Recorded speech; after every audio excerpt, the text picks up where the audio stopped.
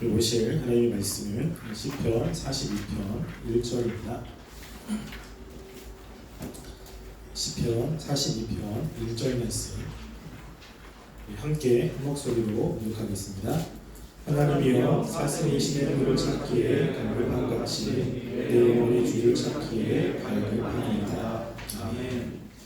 우리가 지난주부터 수련의 기간 동안에 영혼의 실증에 대해서 살펴보았습니다. 실증이라고 하는 것은 그냥 실증이라고 하는 한 가지를 이야기하는 것이 아니라 죄가 우리 가운데 영향을 끼치기 위해서 실증이라는 것을 사용하는 겁니다. 그러니까 실증이 하나의 수단이 되는 거죠. 그래서 우리가 이 실증이라는 것이 마음에 들어오면 하나님에 대한 권태감, 즉 하나님에 대해서 무덤덤한 마음, 또 싫어하는 마음이 들기 시작하고 결국 이것을 방치하면 하나님에 대한 반감을 갖게 됩니다. 이야기했듯이 말로 하나님을 미워하거나 말로 하나님을 저주하고 싫어한다고 고백하는 기독교인들은 아무도 없습니다.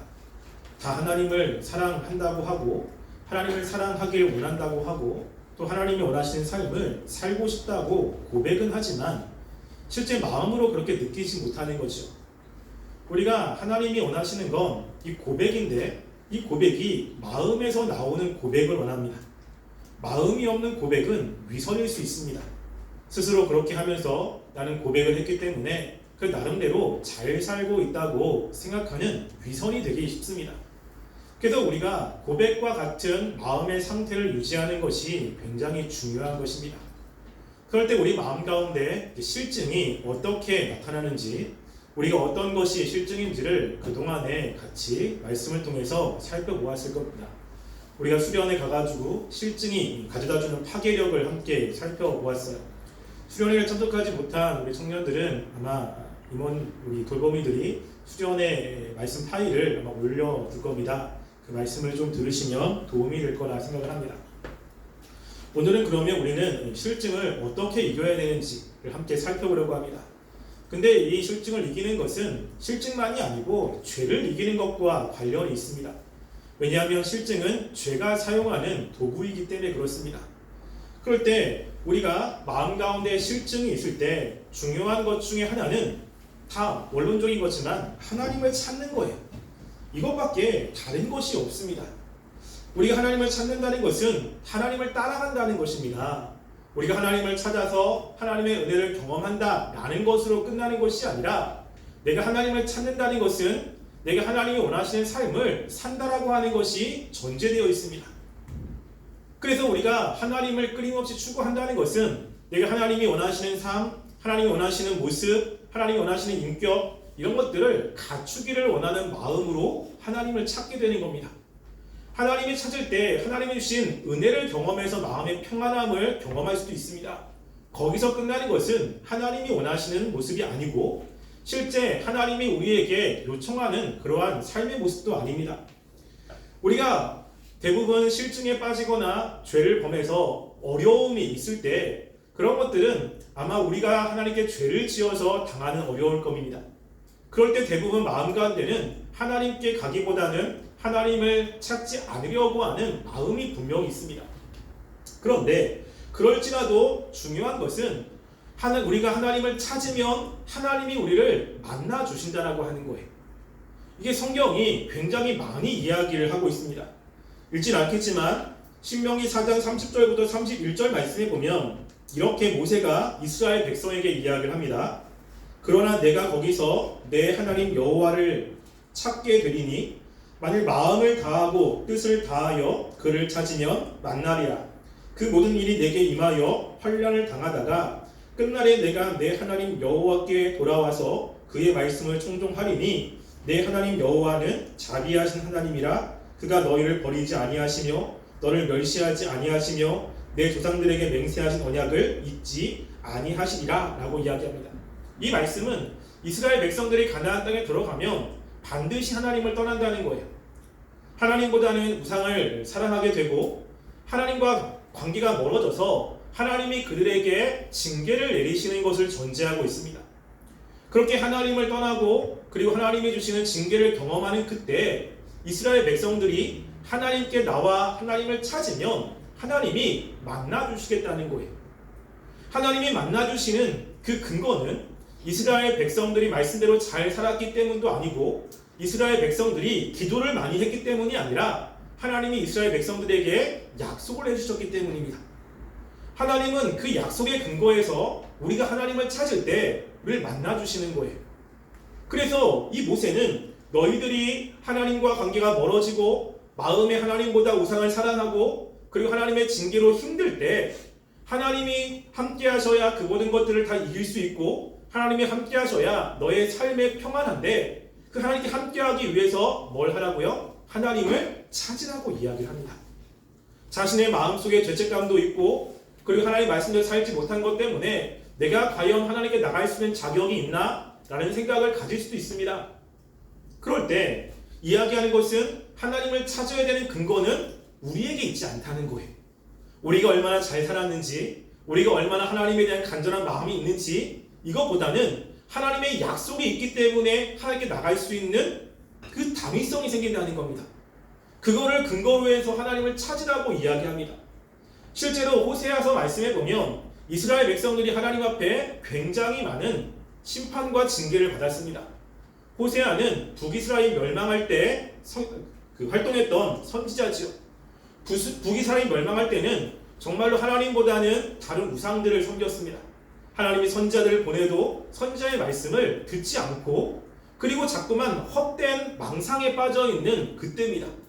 하나님은 주변의 나라들을 통해서 이스라엘 백성이 힘들게 했고 이제 이스라엘 백성들이 멸망한 그 위기 속에 있었을 때 호세아서를 보내서 하나님의 마음을 이야기를 합니다. 그때 호세아 5장 15절부터 6장 1절 말씀에 이렇게 이야기합니다. 그들이 그 죄를 뉘우치고 내 얼굴을 구하기까지 내가 내 곳에서 돌아가리라. 그들이 고난받을 때에 나를 간절히 구하리라. 오라 우리가 여호와께로 돌아가자. 여호와께서 우리를 찢으셨으나 도로 낫게 하실 것이요 우리를 치셨으나 싸매어 주실 것임이라 라고 이야기하죠. 지금 그들의 어려움은 하나님이 주신 어려움이에요. 그리고 그들의 그 하나님이 어려움을 주신 것은 그들의 죄악 때문입니다. 하나님께서 그들에게 그 죄악으로 어려움을 주시지만 그들이 하나님께 돌아와서 하나님을 찾으면 하나님께서는 만나 주시겠다라고 하는 거예요. 그들과의 관계를 회복시켜 주시고 그리고 그들에게 은혜를 베풀어 주시겠다고 말씀을 하고 있는 것입니다. 북이스라엘 백성들은 이 하나님의 말씀을 들었음에도 불구하고 순종하지 않습니다. 하나님을 찾지 않지요.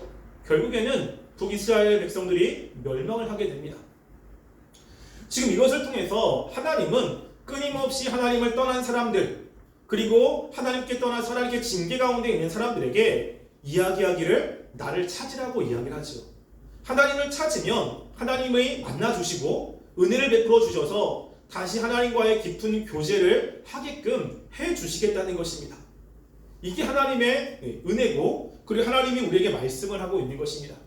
그런 관점에서 우리가 오늘 시편 41편 1절은 하나님을 찾는 것이 어떤 것인지를 이야기를 합니다. 우리가 시편 41절 1절에 보면 이렇게 이야기하죠. 하나님이여 사슴이 시냇물을 찾기에 갈급함같이 내 영혼을 주를 찾기에 갈급하나이다 라고 이야기합니다. 지금 우리가 하나님을 찾을 때 어떻게 찾아야 되는지에 대해서 우리에게 힌트를 줍니다. 그것은 사슴이 시냇물을 찾기에 갈급함 같이라고 하는 거예요. 여러분 여기서 물을 찾는다는 것은 사슴에게 목마름이 있다는 것을 전제하고 있죠. 목마르지 않으면 물을 찾지 않습니다. 그냥 우리가 이것을 그래 이 사슴이 목이 마르니까 물을 찾는구나. 그래 이런 목마름은 굉장하니까 이 물을 마시지 않으면 살 수 없으니 하나님을 찾는다라고 생각할 수 있습니다. 그런데 이것은 이스라엘의 이 사슴이 살고 있는 그 배경 속에서 쓰여진 건데 이 사슴이 왜 물을 찾는지를 알면 그런 의미가 아니라는 것을 알게 돼요. 이스라엘 백성의 그 땅에 가면요 사슴이 앞발로 이렇게 땅을 파고 죽는 모습이 굉장히 많이 있다 그래요. 특별히 어느 때 이런 모습이 있냐면 발정기 때 이런 모습이 굉장히 많이 있다고 합니다. 특별히 이 수컷들이 이 발정기 때 암컷을 찾기 시작하잖아요. 그러면 이 발정기가 되면 그 수컷의 몸에 변화가 오기 시작합니다. 그것은 타는 듯한 목마름이에요. 타는 듯. 그래서 그때 타는 듯한 목마름이 이제 오게 되고 그것 때문에 물을 찾게 됩니다. 보통 물이 있는 곳은 맹수들이 같이 있습니다. 그런데 이 타는 듯한 목마름 때문에 그 맹수가 있어도 그 물로 뛰어들게 돼요. 그래서 물을 먹다가 죽는 사슴도 굉장히 많이 있습니다. 근데 이스라엘 땅에는 물이 별로 없잖아요. 그냥 이 사슴이 물을 이곳저곳 찾는 거예요. 목마르다 보면 이 사슴은 헛것이 보이고 너무 목말라서 그 발로 땅을 파다가 죽는다고 합니다. 그러니까는 이 사슴이 목마름이라는 것은 물을 먹지 않으면 자기가 죽는다는 거예요. 그것처럼 이 목마름이라는 것, 하나님을 찾는다는 것은요, 내가 하나님의 은혜가 없으면, 하나님이 나와 함께 하시면 내가 죽을 수 있다라고 하는 갈급함과 함께 오는 것입니다. 그냥 조금 목말라가지고 그것을 마시는 갈급함이 아니라 정말 내가 하나님이 없으면 안 된다라고 하는 이런 마음으로 하나님을 찾는 거죠. 이런 마음을 다른 말로 하면 마음이 심령이 가난한 거죠. 하나님이 없으면 안 된다라고 하는 것입니다. 그래서 이 하나님이 없으면 안 된다라고 하는 마음으로 하나님을 찾는 마음이 있어야 돼요. 그래야 하나님이 만나주신다는 것입니다. 마음이 없이 찾을 수도 있죠. 여러분 하나님 만나고 싶지 않습니까? 하나님 만나고 싶죠. 하나님 만나고 싶은 마음은 아마 신자들에게 다 있습니다. 근데 여러분들이 그 만나고 싶은 마음의 간절함은 어떻습니까? 정말로 하나님이 없으면 안 됩니까? 아니면 다른 것도 있는데 그냥 하나님의 은혜가 있으면 조금 더 낫습니까? 여러분 하나님을 찾는 그 마음의 간절함, 마음의 상태는 어떤 상태로 하나님을 찾습니까? 여러분 신자들이 하나님을 찾지 않는 사람들은 거의 없어요. 찾는다고요. 나름대로. 그런데 그 찾는 것이 여기서 사슴이 시냇물을 찾기에 간절함처럼 하나님을 찾는 마음으로 하나님을 찾습니까? 나는 하나님을 찾는데 하나님이 나에게 찾아오지 않습니다. 분명 성경에는 하나님을 찾으면 만나주시겠다고 말씀을 하는데 나는 찾는데도 안 만나줍니다 라고 했을 때 그러면 내가 이런 것처럼 사슴처럼 그런 마음으로 하나님을 찾을 때 안 만나주셨습니까? 그렇지 않아요. 그 찾음이 이런 찾음이 아니에요. 그냥 찾긴 찾는데 갈급한 심령도 아닌 그냥 찾는 거죠. 그러면 만나주지 않습니다. 우리가 하나님을 찾을 때 실질적으로 원하는 것은 뭐냐면요, 하나님과의 연합이요. 연합. 우리가 하나님과의 연합을 이야기할 때 두 가지의 연합을 이야기할 수 있습니다. 첫 번째는 뭐냐면요, 원리적인 연합이 있고 실질적인 연합이 있어요. 우리가 예수님을 믿으면 하나님과 우리는 한 가족이 되잖아요. 그러니까 하나님과 우리는 서로 연합이 되어 있습니다. 예수님을 믿음으로 이 연합은 끊을 수가 없어요. 그러니까 하나님은 우리를 사랑하시고 우리에 관심이 있으시고 또 우리의 삶을 인도하십니다. 이거는 우리가 죄를 져도 우리가 하나님께로 멀어져도 이거는 끊을 수가 없는 연합이에요. 이건 원론적인 연합입니다. 그런데 실질적으로 중요한 것은 우리가 그런 하나님과의 연합을 할 때 성경에서 이야기하는 하나님의 사랑, 하나님의 풍성함, 하나님의 은혜의 감격 이런 것들이 있느냐라고 하는 거예요. 여러분 연합이라고 하는 것은 함께 있을 때 서로 좋아야 되고 힘이 돼야 되고 그것도 유익을 얻어야 되거든요. 원론적으로 하나님이 우리의 하나님이 되신다고 했을 때 하나님은 우리의 삶을 책임져 준다고 이야기합니다. 우리를 떠나지 않고 우리가 필요할 때 하나님이 우리의 필요한 것들을 채워주신다라고 이야기를 하고 그것을 경험한 사람은 하나님을 찬양하죠. 이게 원론적으로 하나님이 말씀한 겁니다. 그런데 실질적으로 우리가 그러냐는 거예요. 실질적으로 우리가 하나님과 관계 속에서 함께 있으면 우리가 그런 것들을 경험하느냐라고 하는 것입니다. 여러분 부모님과 자녀의 관계는 다른 어떤 관계보다 굉장히 끈끈한 관계예요. 부모님은 자녀를 사랑합니다. 그리고 자녀의 삶을 책임져 줍니다. 그래도 부모님과의 관계는 다른 어떤 것에서 느낄 수 없는 관계입니다. 원론적으로. 그런데 실제 여러분들이 부모님을 그렇게 좋아합니까? 네.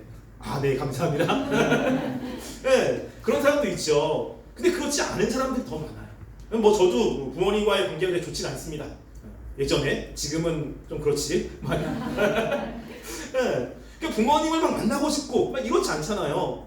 그러니까 부모님의 사랑을 받고 그 사람의 보답해서 정말 한 가족 안에서 이 가족이라는 것의 사랑을 느끼고 가족이 정말로 서로 사랑하는 것을 경험하면서 어려움을 극복해야 되는데 가족이 왠지 친구보다 멀어져. 원론적으로는 가족은 굉장히 끈끈한 관계예요. 그런데 실질적으로는 그렇지 않다고요. 이것처럼 하나님과의 관계가 그렇습니다. 원론적으로는 하나님이 우리와 연합하는 가운데 하나님의 은혜를 경험하고 그 은혜 때문에 감사하고 하나님이 너무 좋고 해야 되는 거 원론적인데 실제로 그러냐는 것이죠. 그렇지 않잖아요. 그게 뭐냐면 우리가 실제로 하나님을 그렇게 찾지 않고 있기 때문에 그렇습니다. 하나님은 우리를 만날 준비가 돼 있어요. 우리를 만나고 싶어 하세요. 그런데 실제로 우리가 하나님을 그렇게 찾지 않습니다. 그러니까 그 사랑을 경험할 수 없게 되는 것이요. 하나님에 대한 열려움이 있는 사람들은 특별히 하나님의 말씀이 무엇인지에 관심이 많습니다. 왜냐하면 하나님을 더 알고 싶고 또 하나님이 원하시는 삶을 살고 싶고 또 하나님이 기뻐하시는 것을 내가 하고 싶으니까 하나님이 뭘 원하시지? 뭘 기뻐하시지? 이것에 관심이 많습니다. 여러분 그런데 지난번에도 한번 이야기한 것 같은데요. 하나님을 그렇게 사랑하지 않는 사람, 근데 하나님 더 떠나기는 싫은 사람, 또 징계를 받고 싶지 않은 사람은 어떻게 이야기하냐면 하나님을 사랑하는 사람의 질문은 이렇습니다. 하나님이 뭘 좋아하세요? 뭘 기뻐하세요? 하나님이 죄를 싫어하는데 그 죄는 어떤 건가요? 이것은 이렇게 얘기하죠. 그런데 하나님께로부터 그렇게 가까이 가고 싶지 않은 사람, 근데 징계받고 싶지 않은 사람의 특징은 뭐냐면 이렇게 하면 하나님이 싫어하실까요? 이 정도 하면 하나님께서 징계하실까요? 이거에 관심이 많아요. 그래서 하나님께로 맞기 전까지만 하고 싶은 거죠. 왜? 그렇게 하나님이 좋진 않아요. 맞는 건 싫은데 하나님께 가까이 가고 싶진 않습니다. 근데 가까이 가고 싶은 사람들은 그렇지 않습니다. 하나님이 좋아하시는 걸 계속하려고 그러죠. 말씀도 하나님이 하시는 말씀을 더 알고 싶고 그리고 그 말씀에 더 세밀한 것들을 알고 싶은 마음에 말씀을 더 읽게 됩니다. 여러분 우리가 하나님에 대해서 간절하게 찾을 때 나타나는 모습 가운데 하나가 바로 하나님의 말씀을 계속 찾는 거예요. 그런데 이것과 함께 중요한 한 가지가 더 있습니다. 뭐냐면 여러분 우리가 때로는 힘들거리는 하나님 찾을 때가 있잖아요. 근데 찾고 은혜를 받습니다. 근데 그리고 나서 이것을 유지하지 않는다는 거예요. 우리 하나님과의 그 사랑을 계속 유지하면서 살아가는 것 중요하거든요. 때로는 하나님이 은혜 주셔서 하나님의 갈망함이 있을 수 있습니다. 그래서 하나님을 찾는 그 때가 있어요. 그런데 그렇게 찾고 나서 나머지는 그냥 마음을 놓고 살아갔죠. 성경에서 우리에게 원하시는 모습 가운데 하나가 이런 것입니다. 우리 고린도전서 5장 15장 58절 말씀을 한번 읽어볼까요? 자, 고린도전서 15장 58절입니다.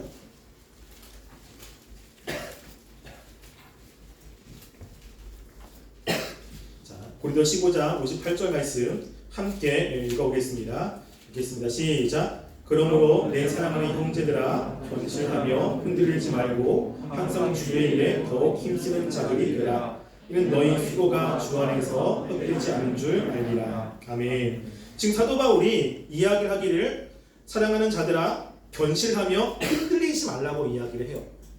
왜냐하면 우리 하나님 말씀대로 살아갈 때 흔들리면 안 되는 거예요. 순간순간 하나님의 간절함이 있습니다. 근데 그 간절함이 그 순간에만 있으면 안 되고 우리의 삶 전체에 있어야 돼요. 그래서 이 견고함을 늘 유지하는 것이 관건입니다. 그래서 우리가 은혜를 받을 때 하나님에 대한 열렬함, 사모함이 생기잖아요. 근데 이 사모함이 시간이 점점점 지나면서 이 사모함이 사그라들면 안 되는 거예요. 이것을 계속 유지시키는 것이 하나의 큰 관건입니다. 그래서 신앙생활 할 때 왜 기도해야 되고 왜 말씀을 읽어야 되냐면 우리 하나님의 은혜를 받고 그 마음을 유지할 때 가장 중요한 기본이 이 말씀을 읽고 기도하는 거지 않습니까?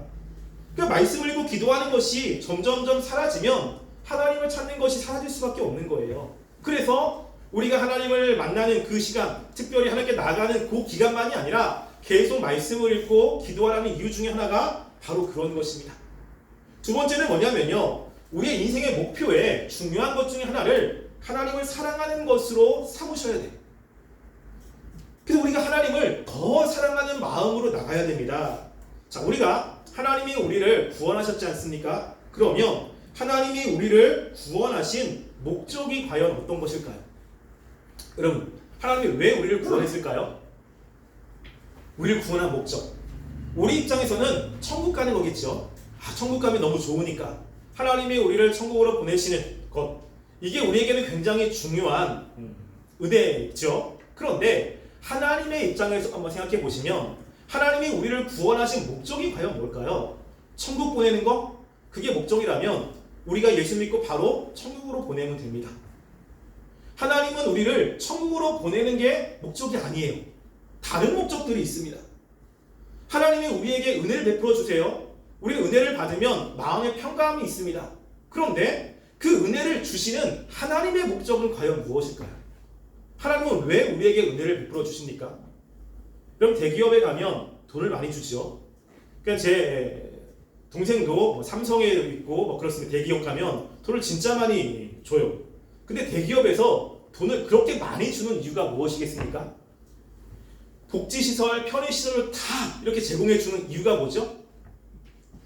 그 대기업에서 돈값을 하니까. 네, 그쵸. 왜요? 일 열심히 하라고. 일 열심히 하라고. 그래서 삼성, 제 동생이 수원에 삼성전자에 있는 그곳에 이제 교회를 다녔었어요. 그 교회에서 이제 부목사 생활을 했는데 거기에 화이트 칼라가 되게 많습니다. 그래서 삼성전자에서 와가지고 하는데 그 계시는 분들은 1년에 써야 되는 돈이 있다고 그래요. 만약에 그걸 쓰지 못하면 세금 폭탄이 나온대요. 그 연말이 되면 교육자들 데리고 쇼핑하러 다니는 것이 있습니다. 참 좋겠죠? 네, 그런 거 있으면 참 좋아요. 근데 거기서 그분들이 하는 이야기가 뭐냐면요. 돈은 진짜 많이 준대요. 돈이 쌓인대요. 근데 쓸 시간이 없대요. 쓸 시간이. 돈은 많이 주는데 쓸 시간이 없어가지고 돈을 못 쓴대요. 이게. 그러니까 뭐죠? 회사에서는 너희들 내가 돈 많이 줄게. 그러니까 시간 그리고 집안에서 해야 되는 그 관계 다 끊고 회사에 전념하라는 거죠. 이 목적이에요. 그러니까 더 많이, 다른 거 더 많이 주면서 그렇게 하는 거죠. 그렇게 주는 목적은 열심히 일하라고. 이게 이제 목적이에요. 여러분, 하나님은 그렇게는 안 했지만 은혜를 주시는 분명한 목적이 있죠. 왜 그렇습니까? 하나님이 원하시는 삶을 살게 하기 위한 거예요. 이 땅에서 하나님이 원하시는 모습으로 하나님이 원하시는 그 일을 하게끔 은혜를 주시고 또 우리에게 힘도 주시고 또 달란트도 주시는 거죠. 이게 하나님이 우리를 이끄신 목적 중에 하나입니다. 그래서 우리가 이것을 이제 하나님, 다른 말로 하면 거룩한 삶이라고 이야기를 할 수 있죠. 그래서 하나님이 우리를 거룩하게 만들기를 원하는 거예요. 이 땅에서. 그래서 이 땅에서 하나님을 사랑하는 마음으로 그리고 하나님이 원하시는 삶을 살기를 원합니다. 여러분, 거룩이라고 하는 것의 사전적인 의미는 뭐죠? 구별됨이라는 뜻이죠. 여러분, 근데 그것은 사전적인 의미고요. 거룩이라는 것의 성경의 의미는 뭐냐면 하나님 거라는 거예요. 거룩은 하나님 겁니다. 여러분, 그래서 이스라엘 백성들 보면 지성소가 있고 성소가 있죠. 그럼 지성소와 성소는 거룩해요. 근데 지성소나 성소가 만들기 전에 그 물건들이 만들어질 때 그 만들 때는 그것을 거룩하다고 이야기하지 않습니다. 그 물건들을 하나님께 바치면 그때 그것에 기름을 붓고 거룩해지는 거예요. 기름을 붓기 전에는 똑같은 물건입니다. 근데 기름을 부으면 뭐가 되는 거죠? 하나님 것이 되어서 거룩해지는 거예요. 여러분, 거룩이라는 의미는 하나님 거라는 겁니다. 우리가 거룩한 것은 우리가 하나님 거기 때문에 그래요. 하나님 소유기 때문에 우리가 거룩해지는 겁니다. 그러니까 우리가 하나님 소유기 때문에 우리는 누구의 뜻대로 살아야 되죠? 하나님의 뜻대로 살아야 돼요. 근데 하나님 뜻대로 사는데 어디서 하나님의 뜻대로 살아야 되냐면 교회에서, 직장에서, 사람을 만나는 곳, 모든 곳에서 하나님의 뜻대로 살아야 되는 것입니다. 여러분, 거룩한 삶이라는 것은 어떤 직업이나 어떤 일로 구별되는 게 아니에요. 사람들은 교회에서 일을 하면 거룩하고 세상에서 일을 하면 거룩하지 않다라고 하는 이 세속 이원론에 이렇게 빠진 사람들도 있습니다. 여러분, 교회에서 하는 게 다 거룩할까요? 교회에서 하는 게 다 하나님의 일입니까? 직장에서 하는 것은 하나님의 일이 아닙니까? 아니에요. 여러분, 하나님께서 이 바리새인들에게 이야기하는 그 이야기 중에 바리새인들은 자네 껍질은 깨끗하지만 속에 탐욕이 가득해요. 바리새인들은 교회에서 말씀을 가르쳤고 사람들에게 말씀을 살라고 이야기하는 사람들입니다. 그러니까 그들이 하는 일은 굉장히 거룩하죠. 근데 예수님 딱 볼 때는 겉으로는 굉장히 깨끗해요. 종교적인 모습은 굉장히 다른 사람보다 탁월하게 깨끗합니다. 근데 예수님이 뭘 보죠? 그 마음을 보니까 악독이 있어요. 그 마음을 보니까 거짓이 있고 탐욕이 있고 안은 더러워요. 예수님이 그들을 보면서 뭐라고 했냐면 이 마귀의 자녀라고 했습니다. 이 뱀의 자식들이라고 이야기했죠. 분명히 교회 안에서 하나님의 일을 하는데 어떤 사람들이에요? 이들은 마귀의 일을 하고 있는 것입니다. 그래서 그들은 사람들을 불러서 교회 안으로 데려왔는데 그들을 하나님의 백성으로 잘 양육해야 되는데 그들을 데리고 와서 너희보다 배나 독사의 자식들로 만듭니다. 그 교회 안에서도 이런 일이 벌어지죠. 그럼 그거는 거룩한 일인가요? 그렇지 않습니다. 거룩하다 않다라고 하는 거는 내가 뭘 하고 있느냐 이게 아니에요. 내가 그 일을 정말로 하나님이 원하시는 대로 하고 있느냐라고 하는 것입니다. 직장에서 그것을 하나님을 바라보며 하나님의 뜻대로 하려고 한다면 그 직장 생활이 하나님의 일입니다. 교회에서 일을 하는데 그 마음에 악독이 있고 죄가 있고 하나님을 생각하는 마음이 없이 한다면 그 일은 세상 일이에요. 하나님이 그것을 기뻐하지 않습니다. 그는 우리가 하나님이 원하시는 삶을 산다고 했을 때는 내가 있는 모든 곳에서 누구를 바라봐야 돼요? 하나님을 바라보고 하나님을 사랑하는 마음으로 그 일을 하는 것. 이게 하나님이 원하시는 거예요. 그래서 그것 때문에 하나님이 우리에게 은혜를 베풀어 주시고 힘을 주시고 능력을 베풀어 주시죠. 왜냐하면 세상에서 우리의 힘으로 그것을 할 수가 없잖아요. 그러니까 능력을 주세요. 힘도 주세요. 삶도 붙여주세요. 그러면서 하나님이 원하시는 일들을 감당하게 하기 위해서 그런 하나님의 은혜를 베풀어 주신다라고 하는 것입니다. 그래서 우리가 하나님을 사랑하는, 즉 하나님부터 하나님의 보시기에 거룩한 삶을 살려고 노력하고 애쓰는 것이 필요해요. 그래서 교회만이 아니라 직장에서도 하나님을 바라보고 집에서도 있는 곳에서도 하나님이 원하시는 삶이 무엇일지를 생각하고 그리고 하나님을 의지하며 살아가는 삶, 이게 하나님이 원하시는 겁니다. 마지막으로 세 번째는 뭐냐면요, 세 번째는 마음을 쏟는 거예요. 하나님께. 이건 너무나 당연하죠.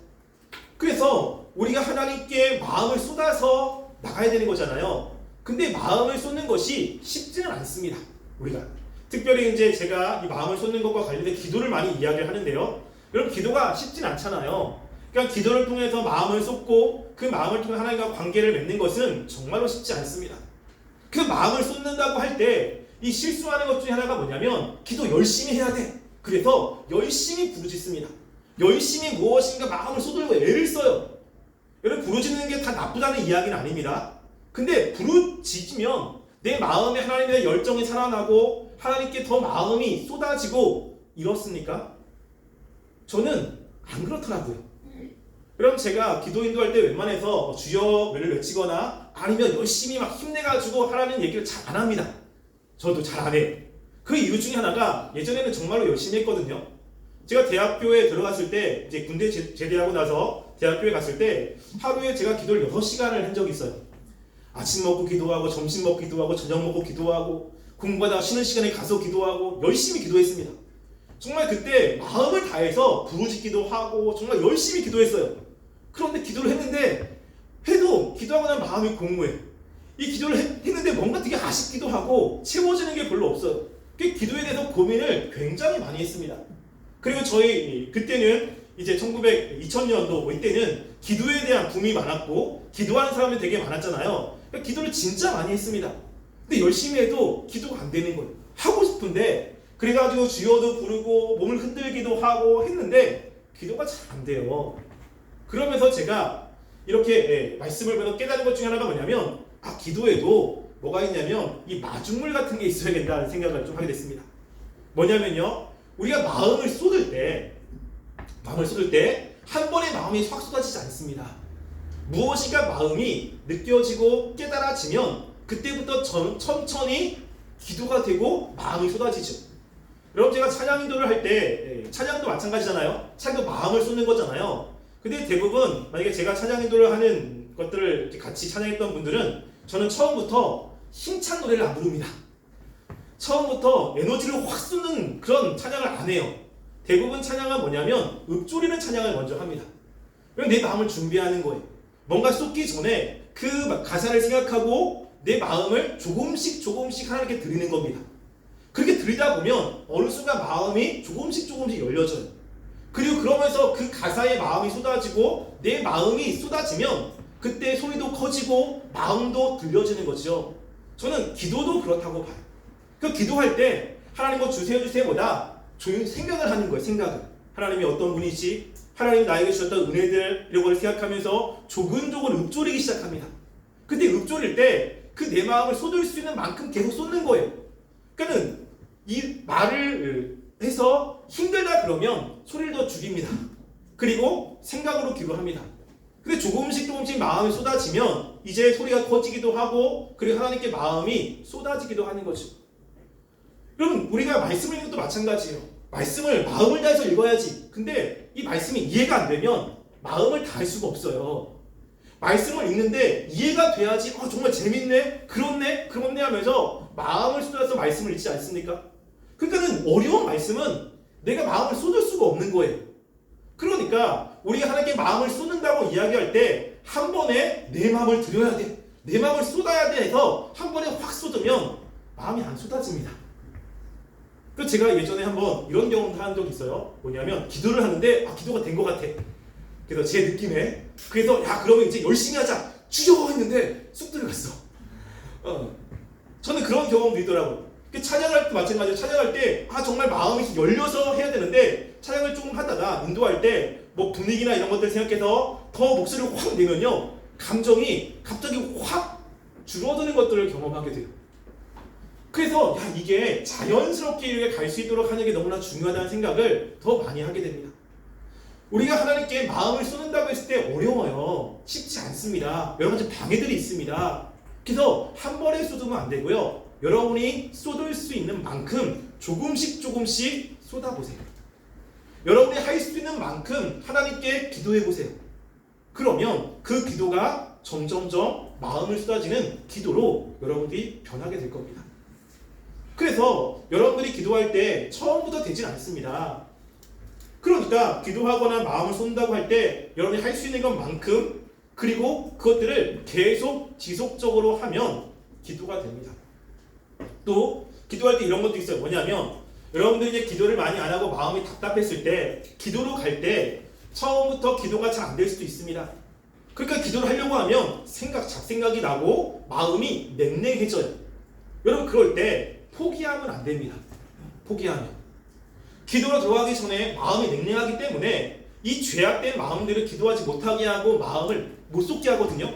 근데 여러분들이 의지적으로 하나님을 찾는 거잖아요. 기도한다는 거. 하나님 도와주세요. 그렇게 찾는 거예요. 그 찾는다는 것은 뭐냐면 내 마음의 완악한 죄성과 싸우는 겁니다.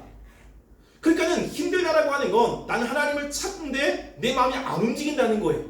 근데 그것들을 계속 힘들지만 지속을 조금씩 하면 시간이 조금 흐르면 마음이 열리기 시작합니다. 근데 그 열린 것이 확 열리지는 않아요. 조금 열리기 시작합니다. 그러면 기도가 끝나요. 되게 아쉽죠? 그럼 그 다음에 또 그 작업을 하는 거예요. 그렇게 몇 번의 작업을 하면 여러분이 기도할 때 그 싸우는 그 시간이 점점 줄어드는 것들을 경험하게 될 겁니다. 그러면 기도하면 바로 하나님께 마음을 쏟을 수 있는 기도 생활이 됩니다. 그런데 내가 싸우지 않고 안 된다고 그냥 기도를 그만둬. 그러면 내 마음의 죄와 싸우질 않는 거예요. 그럼 내 마음을 죄가 완전히 사로잡습니다. 그러면 더 힘든 거예요. 우리가 하나님께 마음을 쏟는 기도, 또 말씀을 때 마음을 쏟아야 되고 신할 때 마음을 쏟아야 됩니다. 그럴 때 한 번에 다 하려고 하지 마시고 조금씩 한번 해보세요. 여러분이 할 수 있는 것만큼, 그리고 여러분들이 좀 힘을 내서 하나님께 나아간다면 하나님이 우리에게 약속하지 않습니까? 찾으면 만나주시겠대요. 하나님의 약속이랍니다. 우리가 하나님을 찾으면 하나님이 우리에게 은혜를 베풀어 주시겠다고 이야기합니다. 우리가 찾으시면 돼요. 내가 할 수 있는 정도까지만. 그 이상은 하나님이 원하지도 않습니다. 단 지속적으로 계속해서 하나님을 찾으시면 하나님이 여러분의 삶 가운데 역사하실 것입니다. 우리가 실증을 극복하는 방법은 다른 게 없습니다. 하나님 찾으셔야 돼요. 하나님을 찾아야 되고 하나님 원하시는 삶을 살려고 노력하셔야 되고 그리고 마음을 쏟으려고 애를 쓰셔야 됩니다. 그렇게 하면 하나님이 우리의 삶 가운데 함께 하실 것들을 여러분들이 경험할 겁니다. 여러분들 이번에 이 마음의 실증, 마음의 답답함, 그리고 마음이 움직이지 않는 이런 것이 있다면 여러분들이 이번 기회를 통해서 여러분이 해결하셔서 하나님의 은혜 가운데 거하는 삶이 되기를 간절히 소원합니다. 우리 함께 말씀을 생각하시고 기도하겠습니다. 우리 시간에 죄가 우리 가운데 들어오면